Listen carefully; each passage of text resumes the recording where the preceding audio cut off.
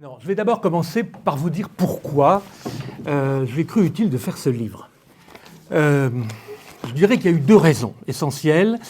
La première, c'est réparer une lacune, et l'autre, c'est corriger une illusion d'optique. La lacune, elle est très simple, c'est qu'on connaissait la face émergée de l'iceberg, qu'Hervé Guémard a évoqué, c'est-à-dire les aventures d'Edward VIII, de Wallis Simpson et d'Adolf Hitler. Il y a eu beaucoup de livres, beaucoup de documentaires, beaucoup de fiction même, mais il y a eu beaucoup d'autres choses. Et ça a été relativement peu traité. L'illusion d'optique, c'est celle qui consiste à penser, qui est très répandue, que ce qu'on a appelé l'entente cordiale, qui n'était déjà pas évidente avant la guerre de 14, mais qui a fonctionné, à quelques anicroches près, dont une s'appelle Fashoda. Bien. Mais on pense que la durée, finalement, jusqu'en 1940, est toute la durée de l'entre-deux-guerres. Or, ça n'est pas exact. En réalité, l'entente cordiale n'a pas fonctionné. On n'en parlait d'ailleurs plus entre les deux guerres. La norme, c'était beaucoup plus du côté d'Édouard VIII que du côté de Churchill, et Churchill a vraiment été, lui, l'exception et l'anomalie pour notre plus grand bonheur, comme Hervé l'a rappelé. Et puis il y a eu un déclencheur. J'ai décidé d'écrire ce livre après avoir vu un film formidable que vous avez sûrement vu, qui s'appelle Les Heures sombres, de Joe Wright, avec Gary Oldman dans le rôle de Churchill, rôle de composition formidable, film d'une rigueur exceptionnelle parce que fondé sur les PV du comité de guerre britannique, donc d'un point de vue historique et d'un point de vue dramatique, d'un point de vue scénique, c'est formidable. Le problème, c'est que si on ne sait pas ce qui s'est passé avant, on ne comprend rien. Je veux dire que pourquoi est-ce que les choses ont tellement été sur le fil pendant ces 3 semaines décisives de mai-juin 40, si on ne sait pas ce qui s'est passé dans les 20 années précédentes, on ne le comprend pas, et j'ai donc essayé de le faire, et donc de dégager ce qui avait été un peu les lignes de force de cette entre-deux-guerres entre l'Allemagne et la Grande-Bretagne. Quels sont donc les facteurs qui ont joué en faveur de ce rapprochement improbable qui a failli vraiment déboucher sur une catastrophe en 1940 ? Il y a des raisons purement britanniques, des facteurs purement britanniques. Il y a un facteur commun aux deux peuples, allemand et anglais, et puis il y a un facteur purement allemand. Le facteur typiquement britannique, c'est ce qu'on appelle la balance of power. Les diplomates la connaissent bien, l'équilibre des forces, particulièrement bien rodé en Angleterre depuis Napoléon Ier, qui consiste, pour résumer, à s'appuyer sur le moins fort pour empêcher le plus fort de prendre le contrôle du continent. Bon, c'est assez classique, c'est la raison pour laquelle les Britanniques ont soutenu les Prussiens, puis les Russes contre Napoléon, puis les Français contre les Prussiens, et puis encore les Français contre Guillaume II. Et tout ça était évidemment, ça fait partie des choses typiquement britanniques et typiquement classiques. Le facteur commun aux deux peuples, c'est, pour résumer, je dirais le racisme, et plus exactement le racialisme, c'est-à-dire la notion d'une supériorité raciale qui oblige ceux qui ont le pouvoir à l'exercer sur les autres. L'Angleterre est baignée plus encore que le pangermanisme, pas besoin de vous faire de dessin sur les ressorts racialistes du pangermanisme. Mais les Anglais, eux, c'est tout à fait, enfin, c'est voisins, sans être identiques, c'est la doctrine de Spencer, n'est-ce pas, qui est un disciple de Darwin, et qui explique que la vocation de la Grande-Bretagne est de commander les peuples, entre guillemets, sous-développés. Tout ça existait avant la guerre de 1914, mais c'était latent. Et ça ne pouvait pas déboucher sur quelque chose de concret, car ils étaient contradictoires. La balance of power, elle poussait l'Angleterre à soutenir la France contre l'Empire allemand, contre le Deuxième Reich, et le racialisme qui leur était commun ne pouvait pas fonctionner à cause de cela. Et donc il a fallu un révélateur, il a fallu, comme on dit, un précipité en chimie, et ce précipité, c'est Adolf Hitler, et c'est le national-socialisme. Alors, commençons par ce qui a constitué la balance of power en faveur de l'Allemagne après la guerre de 1918. Elle s'exprime très tôt, très tôt.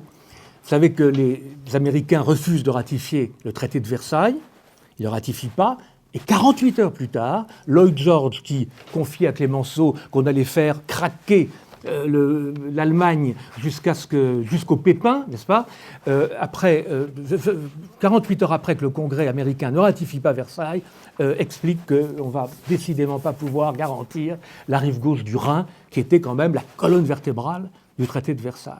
Et donc là, les Anglais commencent à avoir une politique pas seulement de neutralité, mais très pro-allemande, très en faveur de la République de Weimar. Et tout va s'enchaîner très vite. Je vous rappelle qu'en 1923, Poincaré occupe la Ruhr pour que les Allemands payent les réparations qu'ils refusaient de payer, et qui les poussent d'ailleurs à ne pas les payer, ce sont les Britanniques et les Américains. Et notamment, quelqu'un qu'on va retrouver qui a une importance extrême dans ces années-là, et plus encore dans les années 30, c'est le gouverneur de la Banque de Grande-Bretagne, qui s'appelle Montagu Norman.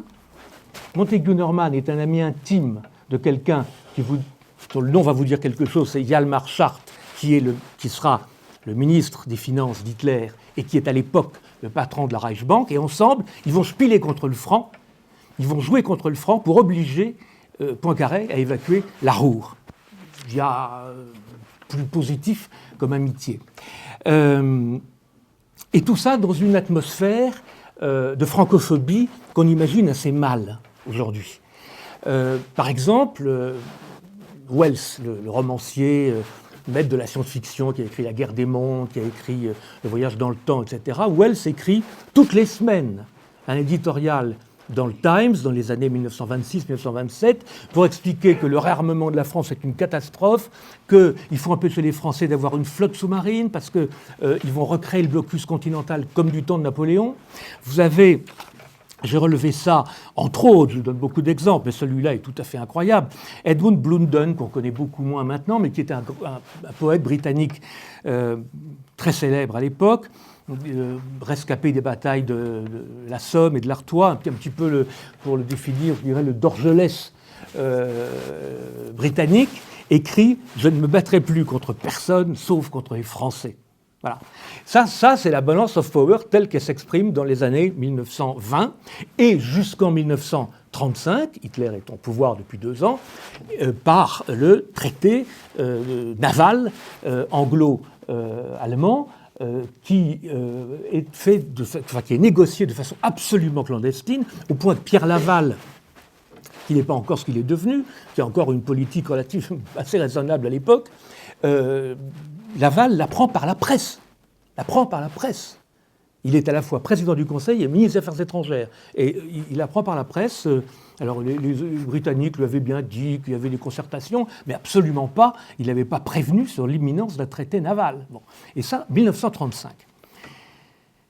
Et puis, une pression constante des milieux financiers, à la fois britanniques mais aussi américains, pour que les Allemands ne payent plus les réparations, et ça va se terminer par le plan Dawes qui remet l'intégralité des réparations. L'idée, c'est que la puissance contributive, la capacité contributive des Allemands servent à acheter des produits anglais ou américains plutôt qu'à rembourser les Français. Hein, bon, ça c'est assez clair. Donc on le voit, cette balance of power n'a rien d'idéologique, absolument rien. C'est vraiment de la réelle politique au sens propre du terme. C'est une donnée permanente.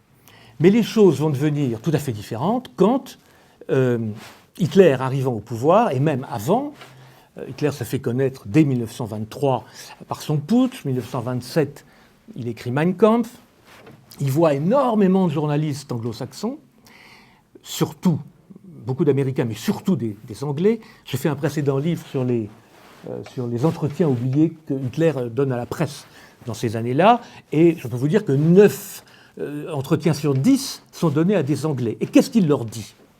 Il leur dit qu'il est prêt, il leur fait une proposition qui est beaucoup plus qu'une proposition de paix et de coexistence pacifique.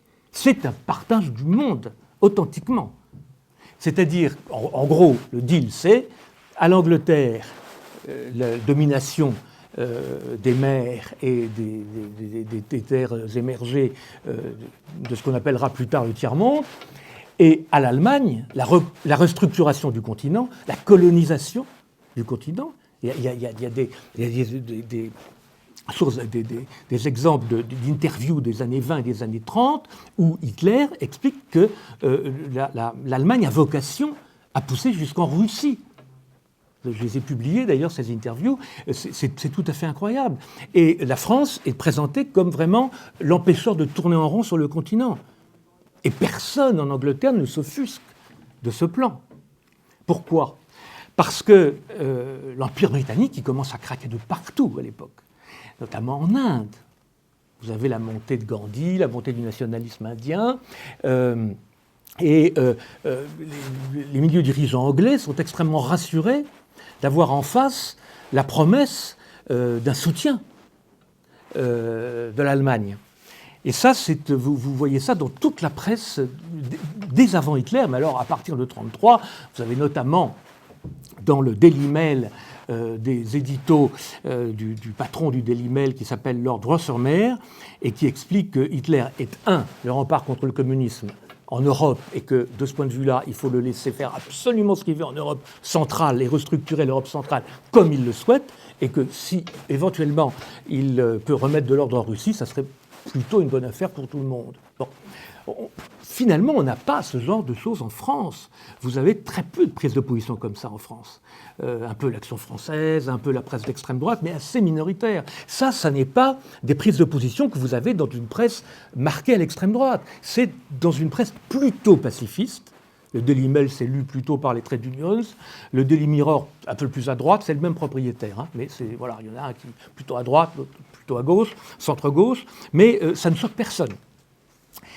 Et cette admiration d'Hitler pour la Grande-Bretagne, c'est vraiment un facteur très important et qui évidemment va droit au cœur de ses interlocuteurs. Cette admiration, elle remonte très loin. Alors il y a une petite querelle historiographique, qui n'est pas une querelle mais qui est intéressante, peut-être anecdotique. En 2006, un livre est paru en Grande-Bretagne d'un journaliste réputé du Times qui s'appelle Gardner, et qui a découvert des documents tout à fait stupéfiants et qui démontrent qu'Hitler aurait séjourné en Angleterre 6 mois en 1913, avant la guerre de 14. Donc. Il était censément à Vienne, dans un asile de nuit. Il aurait été en fait en Angleterre pendant 6 mois. Comment le sait-on ? On le sait parce que Hitler avait un demi-frère qui s'appelait Alois, qui s'était marié avec une Irlandaise qui vivait à Liverpool. Et le jeune Hitler étant au chômage en 1913, aurait passé 6 mois là-bas. Et quand Hitler est devenu célèbre, son ex-belle-sœur, car ensuite il a divorcé, son ex-belle-sœur a écrit un livre en racontant comment Adolf Hitler se promenait sur les quais de Liverpool en 1913 et ne tarissait pas d'éloges sur la grandeur de l'Empire britannique, etc. Ce document a été déposé à la bibliothèque de Washington. Le FBI s'en est saisi, n'a pas voulu le publier. Parce qu'ils ne se sont pas bien rendus compte de l'importance que ça pourrait avoir. En fait, ils comptaient sur son fils qui s'appelait Patrick Hitler, qui était donc le neveu d'Adolf Hitler, et qui, lui, était devenu citoyen américain et qui a passé la guerre à prendre parti contre son oncle. Et donc, ils avaient déjà le neveu, ils n'allaient pas en plus prendre la mère. Et donc, ce manuscrit a été retrouvé par ce journaliste anglais qui l'a publié, et il a été traduit et préfacé en France par François Delplat, qui n'est pas n'importe qui est certainement un des meilleurs historiens de la période. Et Delplat dit ça n'est pas certain, mais c'est plausible. C'est plausible. En tout cas, ça expliquerait beaucoup de choses. Alors, quittant cette querelle historiographique, moi je ne tranche pas, je pense aussi que c'est plausible. Ce qui est certain, c'est que dès Mein Kampf, vous avez des pages dithyrambiques sur l'Angleterre. Et alors, il y a une autre source qui, elle, est passionnante et que j'ai beaucoup utilisée, c'est ce qu'on appelle le second livre. Qu'est-ce que le second livre ? Le second livre, c'était la suite de Mein Kampf qui aurait dû être publiée en 1927-1928. et qui était consacrée uniquement à la politique étrangère. Mein Kampf, c'était la doctrine raciste, antisémite, tout ce qu'on connaît, mais finalement, il y avait peu de domaines, enfin d'aspects relatifs à la politique étrangère. Le second livre en est truffé. Et il ne sera pas publié finalement, pour des raisons qu'on ignore. Je crois que Rosenberg, qui était le grand doctrinaire du Troisième Reich, a dissuadé Hitler de le faire parce qu'il trouvait qu'il allait trop loin, qu'il ne fallait pas dévoiler sa pensée, etc. Bref, ça n'a pas été publié et il ne sera publié qu'en 1960. Mais c'est une formidable mine, formidable mine. Et là, qu'est-ce que dit Hitler ? Ce qu'il disait à tous les journalistes qu'il rencontrait, britanniques, à tous les hommes politiques qu'il rencontrait, qu'il se séparait de ce qui avait été la politique de Guillaume II. Il disait même que la guerre, le premier conflit mondial était la faute de l'Allemagne et la faute de Guillaume II, parce qu'il avait voulu concurrencer la puissance britannique.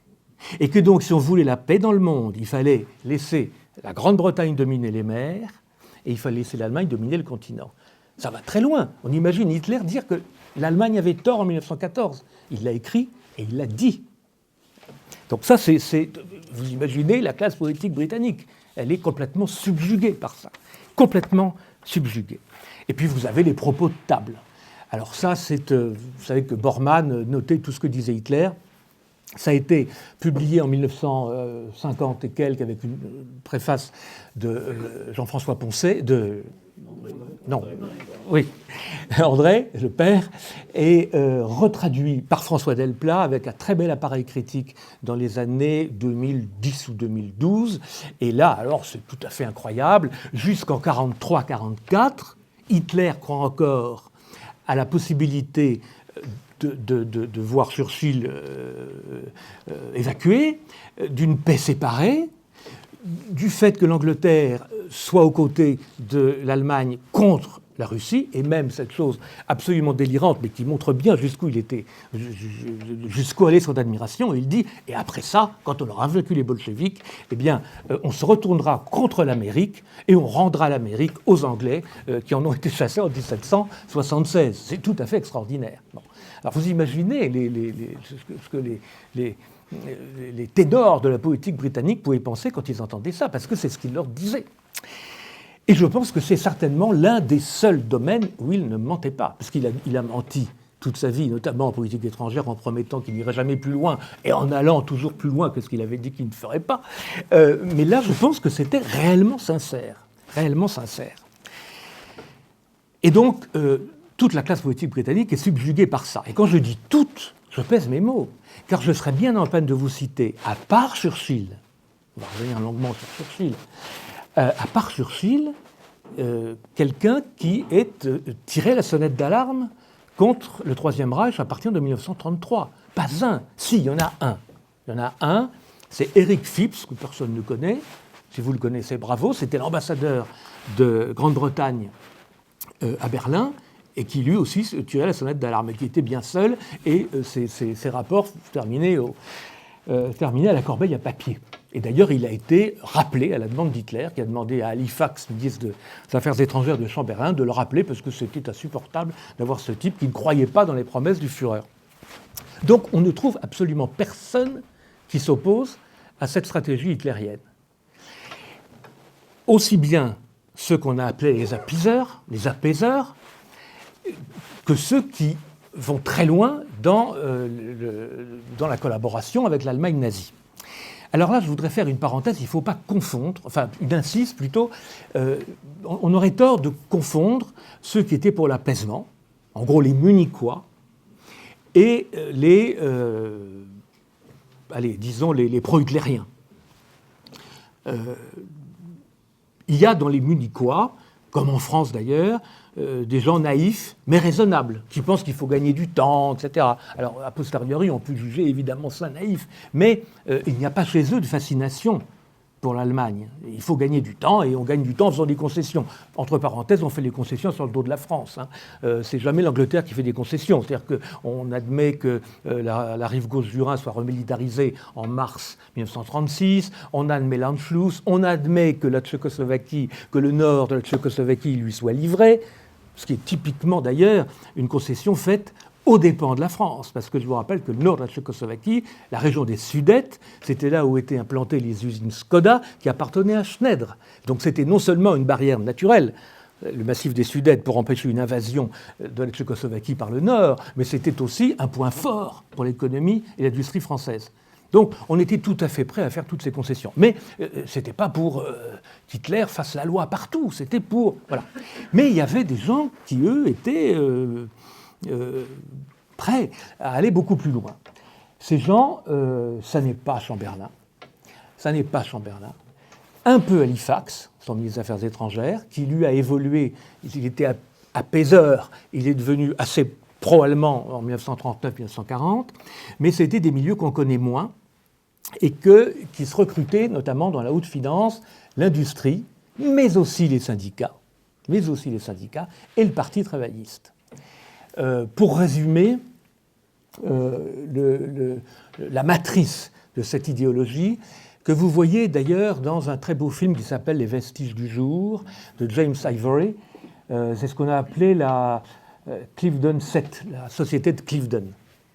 C'était des diplomates, des financiers, des chefs d'entreprise, des banquiers, beaucoup de banquiers, Montaigu Norman en faisait partie, et qui faisaient une diplomatie parallèle, et qui pilotaient beaucoup d'investissements en Allemagne, puis des investissements croisés allemands en Grande-Bretagne.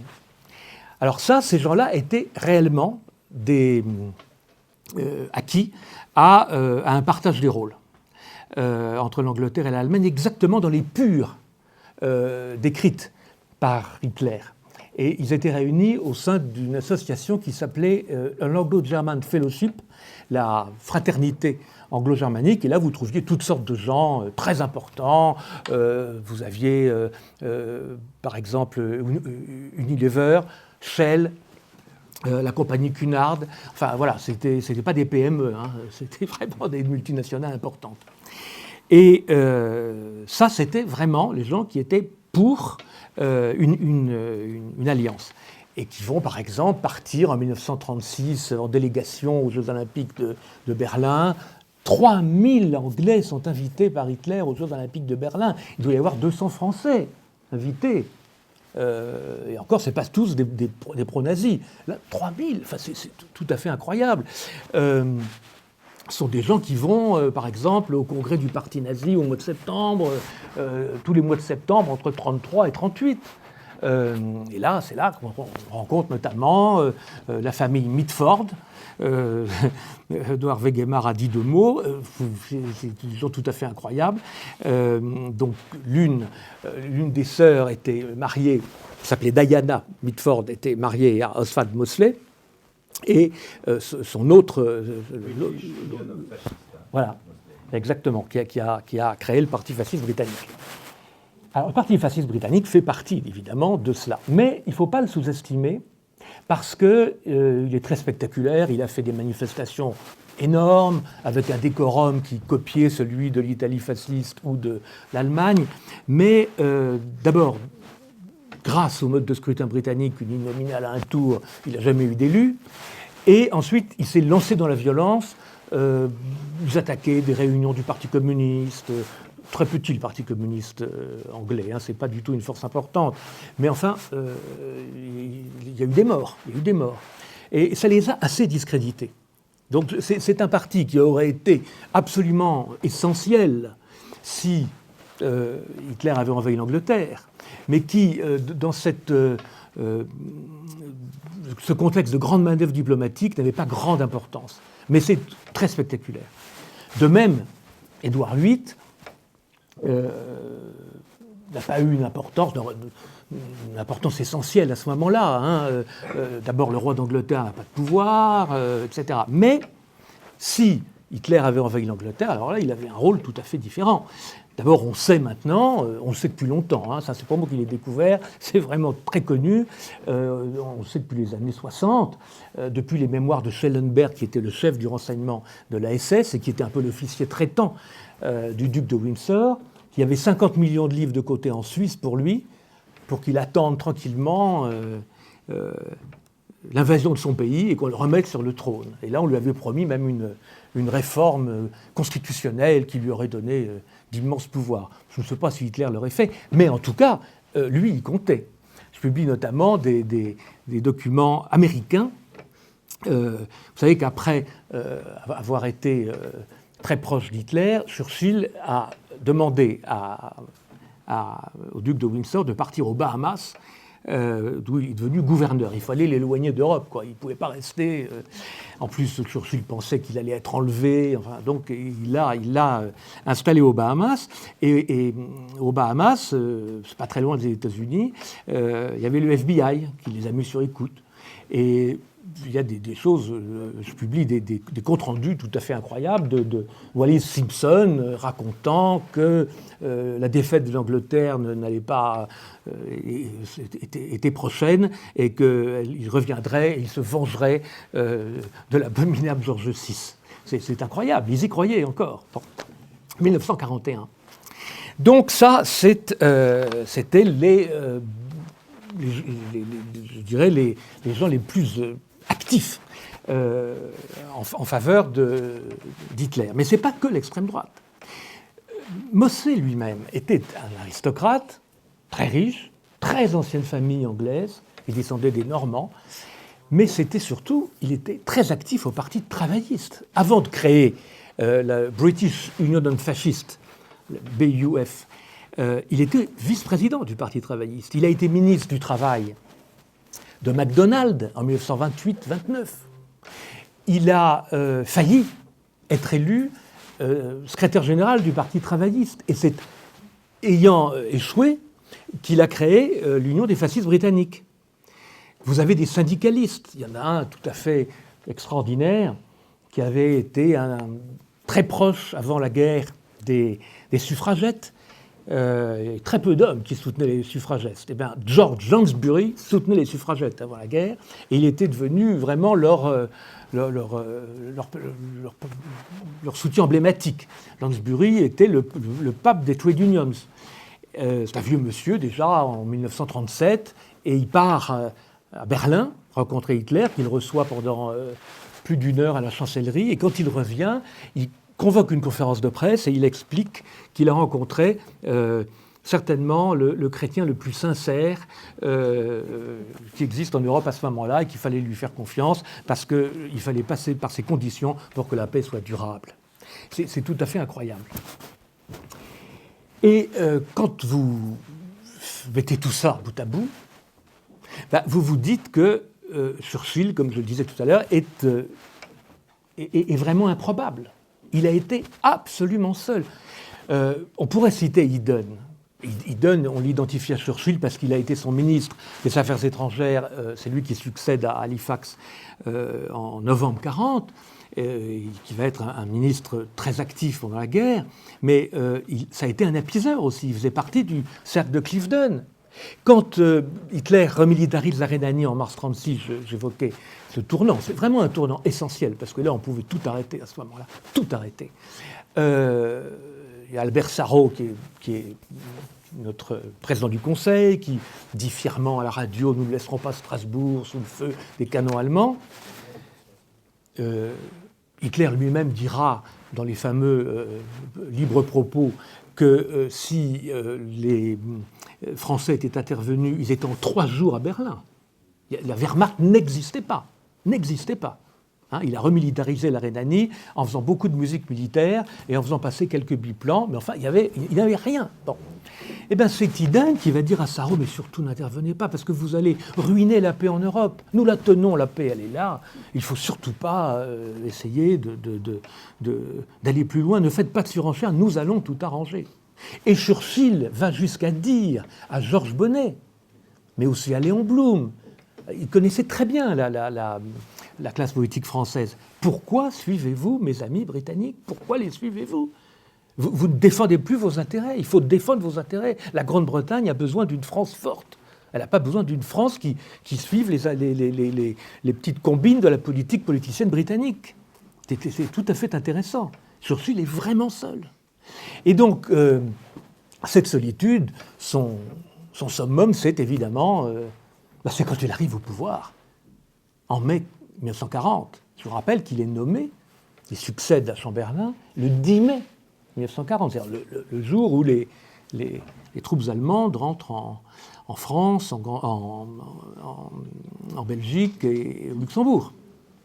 Et il s'aperçoit, mais très rapidement, dès le 15 mai, 5 jours plus tard, il s'aperçoit que le corps expéditionnaire va être bloqué en Belgique, que la guerre est perdue. Il ne se rend pas compte tout de suite de la rapidité avec laquelle ça sera fait, mais il le voit, il le dit à Paul Reynaud. Il vient en France le 15 mai 1940, Churchill, la première fois. Il est nommé le 10 mai, et il vient le 15 mai. Et le 15 mai, il avait eu Reynaud au téléphone quelques jours plus tôt, qui lui avait dit c'est épouvantable, ils sont en train de descendre, ils vont arriver à Paris. Et le 15 mai, quand Churchill arrive, il dit mais non, finalement, les Allemands ne vont pas arriver à Paris parce qu'ils foncent vers la mer. Nous sommes soulagés. Et Churchill lui dit mais c'est épouvantable. C'est épouvantable. Ça veut dire que nous sommes montés porter secours aux Belges, et comme ils arrivent de Sedan, ils vont nous bloquer d'eau à la mer. Donc c'est catastrophique. C'est pire encore que s'ils fonçaient sur Paris, parce que là, on pourrait peut-être les arrêter. Donc Churchill se rend compte de ça très vite. Et puis il apprend qu'à Halifax, son ministre des Affaires étrangères, qui lui a été imposé et par son prédécesseur et par le roi,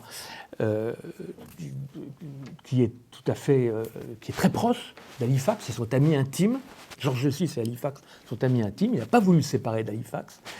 Halifax négocie, il ne négocie pas encore, mais il a des contacts très étroits avec les Allemands via les Suédois. Il y a un homme qui s'appelle Dalerus, qui est très proche de Göring, et via l'ambassadeur d'Italie qui s'appelle Bastianini.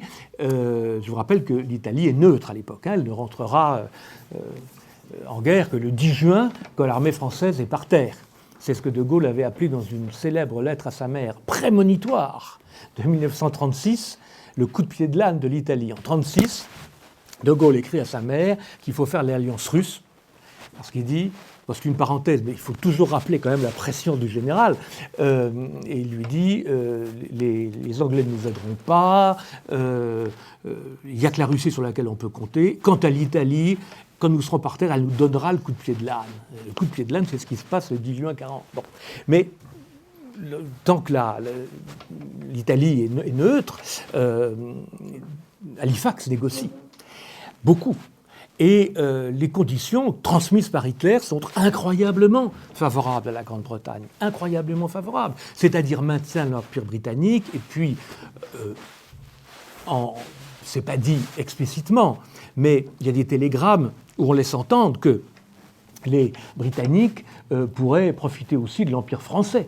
Alors ça, c'est très doux aux oreilles de certains Anglais, n'est-ce pas? Et donc, Churchill est vraiment très seul, très seul. Et puis arrive l'affaire de Dunkerque. Et l'affaire de Dunkerque, ça, c'est vraiment, comment dire, ce sont ces tournants de l'histoire tout à fait haletants, parce que les choses auraient pu être tout à fait différentes. Il y a deux joueurs de poker qui sont face à face, Hitler d'un côté, Churchill de l'autre. Le coup de poker d'Hitler, il est assez génial, mais Churchill va être encore plus génial. Le coup de poker d'Hitler, c'est, sachant ce qu'il sait sur l'isolement de Churchill et sur les gens qui le soutiennent, lui, Hitler, en Angleterre, il arrête la Wehrmacht devant Dunkerque. Il prend au piège le corps expéditionnaire britannique, 400 000 hommes quand même, 400 000 plus 50 000 Français. Et il s'arrête devant Dunkerque, alors qu'il aurait pu exterminer le corps expéditionnaire britannique. Ça aurait été une victoire relativement facile. Donc il dit à Göring, vous continuez à les bombarder, mais les Panzers s'arrêtent. Et évidemment, là, proposition de paix. Que peut faire Churchill? Il ne peut pas dire non immédiatement parce qu'il va être renversé. Alors il a cette idée géniale qui consiste à dire évacuons le maximum et on verra bien après. Ah, ça aurait pu être un échec. C'est-à-dire que Hitler aurait pu donner à tout moment ordre à la Wehrmacht de foncer sur Dunkerque. Et là, ce n'est pas le cas. Donc, le coup de poker d'Hitler, c'est ils vont négocier avant d'avoir embarqué, parce que les choses sont trop graves, S'ils prennent le risque de perdre 400 000 bons hommes, ou exterminés sur place, ou prisonniers, l'Angleterre est finie, il n'y aura plus de force sur l'île, où ils négocient. Et l'idée de Churchill, c'est on va quand même rembarquer. Une fois qu'on aura rembarqué, on dira non à la paix. Mais ne disons pas non tout de suite. Et donc, il balade le comité de guerre britannique en disant mais oui, on va voir, on va tout mettre sur la table, mais il faut quand même rembarquer. Et c'est l'opération Dynamo, tout à fait extraordinaire, où, vous savez, c'est des milliers de bateaux anglais, y compris des bateaux de plaisance, des bateaux de pêche, etc., vont récupérer le corps expéditionnaire.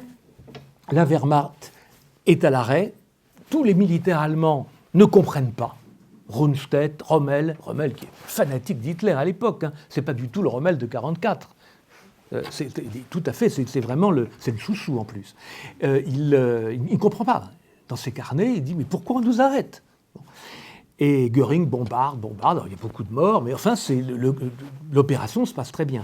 Et c'est un triomphe politique pour Churchill, parce que voir revenir ces gens qui étaient promis à la mort, ça donne un coup de fouet au moral tout à fait extraordinaire. Et là, les apiaiseurs perdent énormément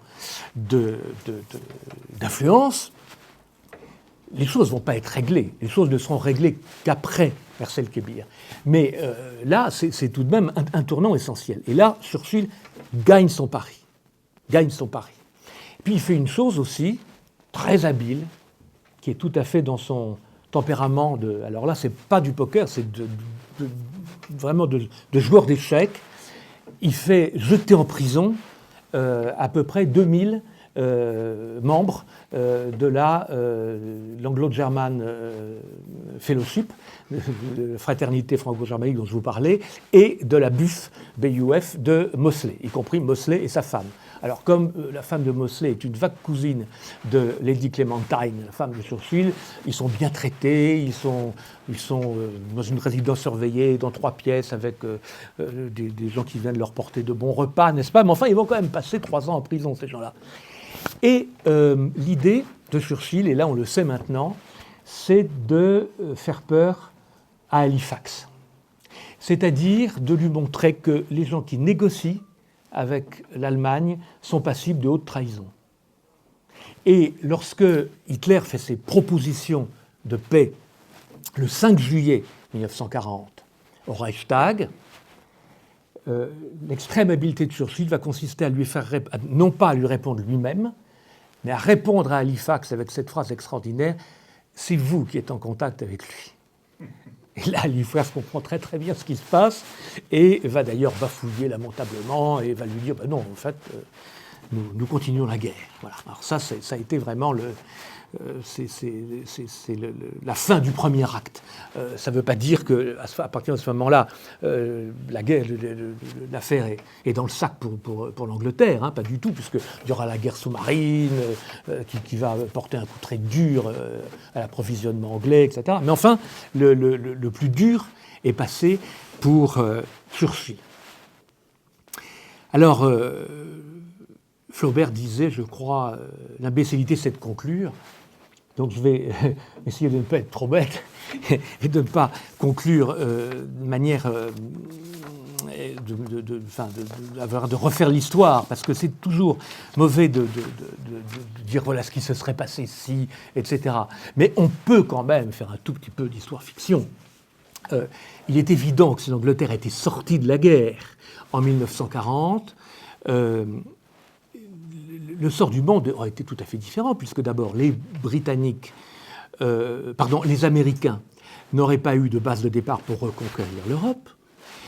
Les élections américaines qui étaient en cours, je vous rappelle que Roosevelt se présentait pour son 3e mandat en novembre 1940, auraient certainement renforcé le côté isolationniste, et il n'aurait peut-être pas été réélu, et même réélu, il ne se serait pas lancé dans une politique agressive vis-à-vis de l'Allemagne, puisque les Anglais, qui étaient ses principaux alliés, seraient sortis de la guerre. Bon. Donc tout ça devenait différent, et l'URSS aurait été seule face à Hitler. Donc, tout ça, arrêtons là avec l'histoire-fiction, mais c'est pour bien montrer l'importance cruciale de ces années-là. Eh bien, pour conclure, je voudrais vous parler d'un livre que personne n'a lu, et c'est dommage, parce que il y a dans ce livre, qui est paru en 2010 sous la direction de Maurice Weiss, qui s'appelle « Défaite française, victoire allemande sous l'œil des historiens étrangers », c'est un livre qui est assez inégal, mais il y a 10 pages absolument formidables d'un historien que vous connaissez bien ici, qui est Julian Jackson, qui est l'un des meilleurs biographes du général, et qui fait chaud au cœur pour nous Français, qui avons l'habitude de nous flétrir, et d'être un peu, d'avoir une espèce de fatalisme rétrospectif qui consiste à dire on a été battu, puis il y a eu Vichy, et voilà, Vichy c'était la conséquence de la défaite. Oui, bien sûr, c'est la conséquence de la défaite. Mais Julian Jackson a des mots tout à fait intéressants. Il nous dit l'Angleterre était plus mûre depuis beaucoup plus longtemps que la France pour collaborer avec Hitler. Et il dit ce qui nous empêche de le voir, c'est le fantasme rétrospectif de la défaite. C'est-à-dire que la France s'est effondrée, l'Angleterre a résisté. Et elle a été héroïque sous les bombardements, grâce à Churchill, entre autres. Et donc, pour beaucoup d'historiens et dans le grand public, Vichy, c'est la conclusion logique des années 30. Mais en réalité, le fascisme pur et dur, et même le nazisme, à Vichy, c'est minoritaire. C'est tout à fait autre chose. Vichy, c'est les rebuts, c'est les ratés de la Troisième République. Ce ne sont pas des gens qui pensaient tous comme Hitler. Ça n'a rien à voir. Vous avez des radicaux, vous avez un type comme Pierre Laval n'avait rien d'un nazi. Ça n'excuse évidemment pas sa politique, mais ça n'a rien à voir. Et Julian Jackson fait vraiment une petite uchronie extrêmement drôle. Il dit en fait, il y aurait eu un Pétain, tout trouvé, c'était Lloyd George. Et Lloyd George se serait installé à Harrogate, qui est une ville d'eau en Angleterre, qui aurait été le Vichy anglais. C'est tout à fait formidable. Et je vous engage à lire, on le trouve sur Internet, cet article. Le livre ne se trouve plus, mais on trouve l'article de Julian Jackson, ça s'appelle « Défaite française, victoire allemande ». Et c'est tout à fait intéressant. Et voilà, moi j'ai essayé d'illustrer tout ça avec des documents un petit peu nouveaux, même très nouveaux pour certains, puisque les Britanniques comme les Allemands ont une politique d'archives dont nous devrions nous inspirer. Ils mettent beaucoup de choses en ligne, c'est même pas la peine de se déplacer. Vous justifiez le fait que vous faites des recherches et ils vous transmettent des documents gratuitement en plus. C'est tout à fait extraordinaire. Ça n'existe pas en France, ça. Et les Américains et les Anglais ont une politique formidable pour les chercheurs. Et notamment, je suis tombé sur les écoutes d'Edward VIII, faites par la Special Branch de Scotland Yard à la demande de son père George V. Car George V ne comprenait pas où partait la liste civile de son fils, prince de Galles, qui dépensait en 6 mois ce qu'on lui donnait pour 1 an, il ne comprenait pas. Et donc, il a convoqué le Premier ministre, Baldwin, et il lui a dit, voilà, je vous autorise, je vous demande, je ne peux pas vous demander, mais si vous me demandiez, je vous autoriserai à le mettre sur écoute. Et on a les écoutes, c'était tout à fait incroyable, tout à fait incroyable. Alors la petite parenthèse, on a encore 5 minutes. Wallis Simpson était incontestablement un agent allemand, incontestablement. Elle a été la maîtresse de Ribbentrop. Avant ça, elle a été la maîtresse de Ciano quand il était consul d'Italie à Shanghai. Donc c'était évidemment un agent. Édouard VIII était un imbécile. Je me réfugie derrière une autorité pour le dire. Si vous avez vu la très belle série The Crown, il y a un personnage qu'on voit qui a été le secrétaire de George V. Le secrétaire d'Édouard VIII, quelques mois, il en a démissionné parce qu'il ne supportait pas la manière dont il gouvernait. Et il est devenu ensuite le secrétaire de George VI et il a guidé les premiers pas d'Élisabeth II. C'est Alan Tommy Lassell. Alan Tommy Lassell, j'ai découvert qu'il avait écrit des mémoires, je l'ignorais. Et c'est quelqu'un qui ne se laisse pas aller au grand portrait psychologique, c'est un type plus rigoureux que la rigueur elle-même, et qui, vraiment, c'est même assez lassant. Mais alors, quand il parle d'Edward VIII, il dit « il avait le mental d'un garçon de 15 ans ». Ouais. Voilà, ça dit tout. Ça dit tout. Donc voilà, je vais vous laisser poser vos questions, j'imagine qu'elles seront nombreuses. Si j'ai fait ce livre, c'est justement pour montrer, après Jackson, que nous devons beaucoup à Churchill, et que, à force de nous flétrir, on peut peut-être aussi de temps en temps regarder chez les autres.